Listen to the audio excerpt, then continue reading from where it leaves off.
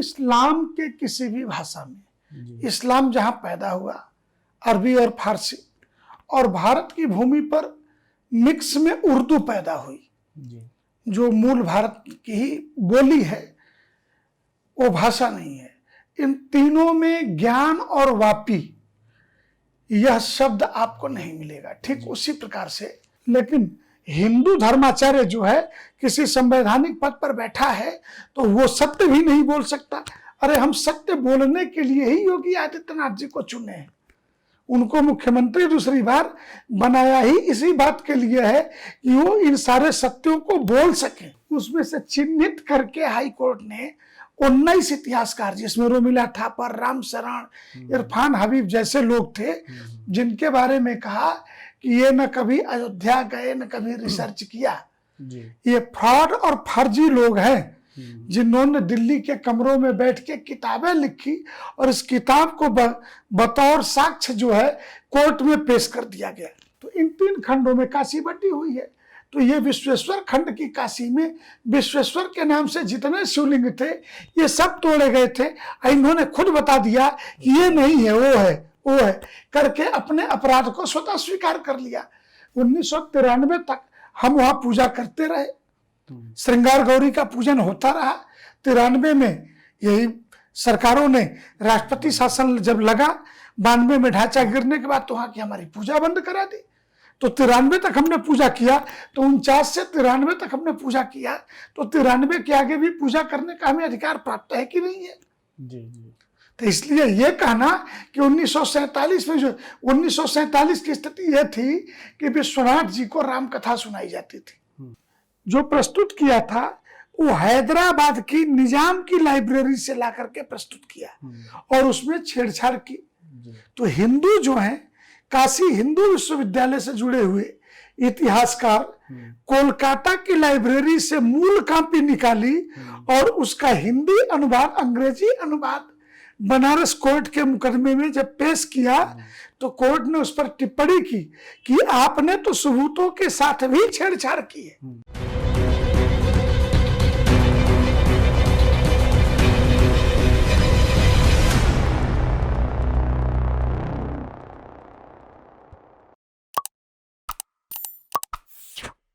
जय Hind, Vande Mataram. Expose times में आपका स्वागत है। मैं हूं मोनेश श्रीवास्तव। ज्ञानवापी मस्जिद, उसे सिर्फ ज्ञानवापी ही कहें, क्योंकि उसे मस्जिद कहने पे विवाद खड़ा होगा। ये कहना है उत्तर प्रदेश के मुख्यमंत्री योगी आदित्यनाथ जी का। और इस बयान के बाद एक निजी चैनल को उन्होंने एक इंटरव्यू दिया जिसमें उन्होंने ज्ञानवापी मस्जिद को लेके जो बयान दिया है वो सीधे और साफ इशारा करता है कि आगे भविष्य में क्या होने वाला है। हिंदू मंदिर यानी भगवान शिव का आदि विश्वेश्वर मंदिर, जिसके प्रमाण मिलते हैं कि उसे तोड़कर मस्जिद बनाई गई थी, और ये सन था 1669 का। योगी जी के बयान के बाद एक विवाद भी खड़ा हुआ है और कुछ लोगों को बहुत ज़्यादा खल रहा है, और इसी बारे में हम चर्चा करेंगे काशी में अखिल भारतीय संत समिति के महासचिव स्वामी जितेंद्रानंद सरस्वती जी से, और हम उनसे जानेंगे कि योगी जी का यानी हमारे मुख्यमंत्री जी का जो बयान आया है उसके मायने क्या हैं। और इसके साथ कुछ हद तक हम विश्वेश्वर मंदिर और काशी विश्वनाथ मंदिर और ज्ञानवापी जो जिसे मस्जिद बताया जाता है या जो तथाकथित मस्जिद है, जो विवादित ढांचा है, उसके इतिहास के बारे में भी हम थोड़ा जानेंगे। तो आइए बात करते हैं स्वामी जितेंद्रानंद सरस्वती जी से। स्वामी जी, बहुत बहुत स्वागत है एक्सपोज टाइम्स में। जैसा कि योगी जी का एक बयान आया है, उन्होंने कहा है कि ज्ञानवापी को ज्ञानवापी ही कहा जाए, उस पर मस्जिद ना जोड़ा जाए, ये विवाद खड़ा करता है। इसको आप कैसे देखते हैं और इसका राजनीतिक पक्ष है उसको कैसे देखते हैं? संत का काम राजनीति के पक्ष को देखना नहीं होता है जी। जो संत राजनीति में है वो राजनीति की भाषा बोलें, परंतु एक ध्रुव सत्य है कि इस्लाम के किसी भी भाषा में, इस्लाम जहां पैदा हुआ, अरबी और फारसी, और भारत की भूमि पर मिक्स में उर्दू पैदा हुई, जो मूल भारत की ही बोली है, वो भाषा नहीं है। इन तीनों में ज्ञान और वापी यह शब्द आपको नहीं मिलेगा। ठीक उसी प्रकार से जिस प्रकार किसी संप्रदाय में, किसी धर्म में कोई कंसेप्ट ना हो, जैसे सनातन धर्म में विवाह एक संस्कार है, हमारे यहाँ कोई समझौता या संविधान नहीं है, तो विवाह के बाद रिश्ते टूटे इसके लिए कोई शब्द नहीं मिलेगा। लेकिन जहाँ पे ये समझौता है वहाँ पे ईसाइयों के बीच अंग्रेजी का शब्द है डाइवोर्स, और इस्लाम में तलाक एक शब्द है। इसके समानार्थी आपको सनातन हिंदू धर्म में कोई शब्द नहीं मिलेंगे। उसी प्रकार ज्ञान और वापी के समानार्थी इस्लाम में कोई शब्द नहीं मिलेगा। तो इससे आप समझ सकते हैं कि ज्ञान वापी जो है वो विशुद्ध हिंदू ढांचा है, और उस हिंदू ढांचे को मस्जिद कहना ही विवाद की जड़ में जाना और विवाद को जन्म देने जैसा है। ये एक अलग बात है कि एक राजनेता के रूप में, एक मुख्यमंत्री के रूप में योगी आदित्यनाथ जी ने इस सच्चाई को बयां कर दिया, सार्वजनिक बोल दिया, तो बहुत सारे लोगों को मिर्ची लगी है, अनाप शनाप अक बक बोले जा रहे हैं। कोई कह रहा है संविधान के दायरे में नहीं है, कोई कह रहा है कि संवैधानिक पद पे बैठा। अरे संवैधानिक पद पर बैठा हुआ व्यक्ति क्या धार्मिक नहीं होता है, या उसके जीवन में धर्म नहीं होता है? सर्वप्रथम इस्लामिक व्यक्ति संवैधानिक पद पर बैठ करके सड़क पर नमाज पढ़ सकता है, लेकिन हिंदू धर्माचार्य जो है किसी संवैधानिक पद पर बैठा है तो वो सत्य भी नहीं बोल सकता। अरे हम सत्य बोलने के लिए ही योगी आदित्यनाथ जी को चुने हैं, उनको मुख्यमंत्री दूसरी बार बनाया ही इसी बात के लिए है कि वो इन सारे सत्यों को बोल सके। इसलिए इस संदर्भ में योगी आदित्यनाथ के कथन से संत समिति और व्यक्तिगत मैं भी 100% सहमत है।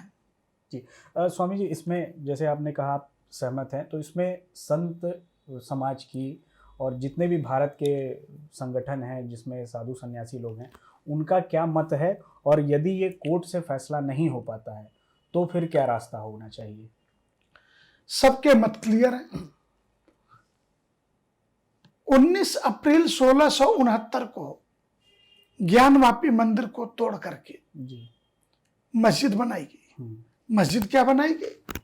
ऊपर मंदिर का गुंबद है और गुंबद के ऊपर एक इस्लामिक गुंबद ऐसे ढक दिया गया। इसके अलावा कुछ नहीं हुआ। सारे निशान, दीवारें, शिवलिंग भी है। अब शिवलिंग को फव्वारा बताने लगे, और औरंगजेब के जमाने में किस फव्वारे का निर्माण हो गया था और कहां ऐसा फव्वारा था?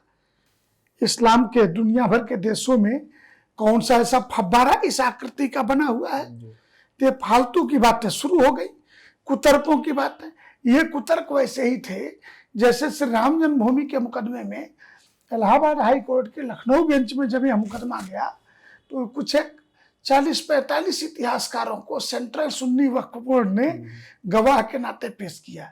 उसमें से चिन्हित करके हाई कोर्ट ने 19 इतिहासकार, जिसमें रोमिला थापर, राम शरण, इरफान हबीब जैसे लोग थे, जिनके बारे में कहा कि ये न कभी अयोध्या गए न कभी रिसर्च किया, ये फ्रॉड और फर्जी लोग हैं जिन्होंने दिल्ली के कमरों में बैठ के किताबें लिखी और इस किताब को बतौर साक्ष्य जो है कोर्ट में पेश कर दिया गया।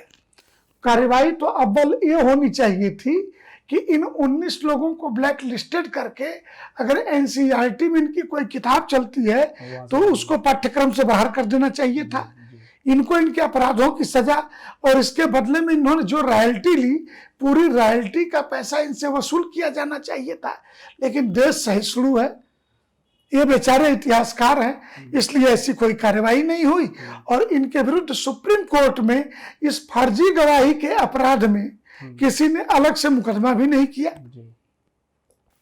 उसी प्रकार ये ज्ञानवापी के संदर्भ में भी कि ये फव्वारा है, ये वो नहीं है। 1937 में भी ऐसे ही एक मुकदमा चला ज्ञानवापी को लेकर के, Deen Mohammad versus British government of India के नाम से मुकदमा था। उस मुकदमे में भी जब जजों ने पूछना शुरू किया तो ये फर्जी गवाह ढूंढ के लाए और उन्होंने कहा कि जिस विश्वेश्वर के मंदिर को तोड़ने की बात कही जाती है वो ये नहीं है, वो विश्वेश्वरगंज में है। ऐसा करते करते उन्होंने 8 ऐसी मस्जिदें बताई जो विश्वेश्वर महादेव के नाम पर काशी 3 खंडों में है। तो इस 3 खंड में से केदार खंड, विश्वेश्वर खंड, और तीसरा हमारा जो खंड है पहाड़ियों के ऊपर का जो खंड है ओंकार खंड। तो इन 3 खंडों में काशी बटी हुई है। तो ये विश्वेश्वर खंड की काशी में विश्वेश्वर के नाम से जितने शिवलिंग थे ये सब तोड़े गए थे। इन्होंने खुद बता दिया कि ये नहीं है, वो है करके अपने अपराध को स्वतः स्वीकार कर लिया। तो ऐसी परिस्थिति में हमें यह समझना होगा कि जब सारे निशान चीख चीख के दूसरे ये बार बार स्पेशल प्रोविजन एक्ट 1991 का हवाला देते हैं, तो कोर्ट में, लोअर कोर्ट में भी कहा कि सर्वे नहीं होना चाहिए, हवाला दिया, तब भी कोर्ट ने नहीं माना कि ये इसमें आता ही नहीं। अरे हम स्वरूप बदलने नहीं जा रहे, वो उसका स्वरूप ही मंदिर है। 49 के पहले भी वो मंदिर था, 1669 के पहले भी मंदिर था, आज भी मंदिर है। ये किसी मस्जिद पर बने, 12 के निशान मस्जिद पे नहीं होते, त्रिशूल के निशान, कमल के निशान ये मस्जिदों पे नहीं होते, इसलिए उसका मूल आर्किटेक्चर हिंदू है। तो स्पेशल प्रोविजन वर्शिप एक्ट क्या कहता है? आर्किटेक्चर में परिवर्तन नहीं किया जाएगा। हम कहाँ परिवर्तन कर रहे हैं? हम तो अपने शिवलिंग को प्राप्त करने के बाद उस मंदिर को सिर्फ धुलाई पुछाई करके पूजा प्रारंभ कर देंगे। हम नंदी तक बैठाने नहीं जा रहे, नंदी तो इंतजार में बाहर बैठे पड़े हैं। इसलिए अलग से हम कुछ करने ही नहीं जा रहे। और स्पेशल प्रोविजन वर्शिप एक्ट यही तो कहता है। और 1993 तक हम वहां पूजा करते रहे, श्रृंगार गौरी का पूजन होता रहा। 93 में यही सरकारों ने, राष्ट्रपति शासन जब लगा, 92 में ढांचा गिरने के बाद तो वहां की हमारी पूजा बंद करा दी। तो 93 तक हमने पूजा किया, तो 49 से 93 तक हमने पूजा किया, तो 93 के आगे भी पूजा करने का हमें अधिकार प्राप्त है कि नहीं है? जी। तो इसलिए ये कहना कि 1947 में, जो 1947 की स्थिति यह थी कि विश्वनाथ जी को राम कथा सुनाई जाती थी। आज भी वो समिति राम कथा सुनाती है। 1 अक्टूबर के महीने में, कार्तिक के महीने में, चैत के महीने में 2 समितियां भगवान शिव को राम कथा वहां सुनाती हैं। तो 1965 से तो यह रिकॉर्ड मौजूद है कि राम कथा में कितना बांस बल्ली से लेकर के मंच बनाने का सामान, कितना छुरा कैंची, और राम जन्म पर कितना बम फूटेगा, और सब्जी कितनी बनेगी, गैस सिलेंडर तक ले जाने के लिए अलाउ है उस कथा स्थल पर। तो वो तो पूरा सूची है। और ऐसी मस्जिद दुनिया में देखी कि नीचे जो है राम कथा का सामान रखने के लिए तहखाना हो, और ऊपर कह रहे हैं कि हम नमाज पढ़ते हैं छत पर। तो ये सब फालतू की बातें हैं, और इसके इतने प्रमाण हैं, प्रमाणों को स्वीकार करने को तैयार हो तब तो कोई बात करेगा। जी। स्वामी जी, आपने इतिहास की बात की, इतिहासकारों की बात की, तो जो इतिहास हमारे सामने अभी वर्तमान में है उसमें कई चीज़ें ऐसी मिलती हैं जिसमें हम प्रमाणित नहीं कर सकते। लेकिन एक 1969 में जब मंदिर को तोड़ा गया था, माशरे आलमगिरी एक पुस्तक, माशीर ए आलमगिरी औरंगजेब के दिए गए आर्डर की कॉपी शीट है। उसमें इस मंदिर को तोड़ने का आदेश अंकित है, और इसी के ये अरबी में था, और इसका अनुवाद फारसी का, फारसी का अनुवाद, गलत अनुवाद और पेज गायब करके इन लोगों ने जो प्रस्तुत किया था वो हैदराबाद की निजाम की लाइब्रेरी से ला करके प्रस्तुत किया, और उसमें छेड़छाड़ की। तो हिंदू जो हैं, काशी हिंदू विश्वविद्यालय से जुड़े हुए इतिहासकार कोलकाता की लाइब्रेरी से मूल कॉपी निकाली, और उसका हिंदी अनुवाद, अंग्रेजी अनुवाद बनारस कोर्ट के मुकदमे में जब पेश किया, तो कोर्ट ने उस पर टिप्पणी की कि आपने तो सबूतों के साथ भी छेड़छाड़ की है। तो माशीर ए आलमगिरी एक प्रमाण है, लेकिन माशीर ए आलमगिरी से ज्यादा प्रमाण ASI का सर्वे है कि इस्लाम के भारत आगमन के पहले का जो ढांचा मौजूद है, उस ढांचे को तुम कैसे अपना बता सकते हो? यही करते रहे दूसरों के बाप को अपना बाप बता करके। तो इसलिए ये फालतू की बातें हैं, तथ्य प्रमाण बहुत मौजूद हैं, ASI का सर्वे होगा तो और भी नई बातें सामने आएंगी। जी जी, बहुत बहुत धन्यवाद स्वामी जी, आपने काफ़ी चीज़ें क्लियर कर दी हैं और क्या होना चाहिए, और योगी जी का जो बयान है उस पर भी आपने साफ साफ अपनी राय दी है, इसके लिए आपका बहुत बहुत धन्यवाद। तो हमने बात की स्वामी जितेंद्रानंद सरस्वती जी से, और उन्होंने आदि विश्वेश्वर के मंदिर ज्ञानवापी मस्जिद का जो विवाद है उस पर साफ राय रखी है संत समिति की तरफ से भी, और क्या होना चाहिए इस पर भी उन्होंने बेबाक राय दी है। तो बने रहिए एक्सपोज टाइम्स के साथ, मिलते हैं जल्द किसी नई हस्ती किसी नई विषय के साथ। तब तक के लिए धन्यवाद, नमस्कार, जय हिंद।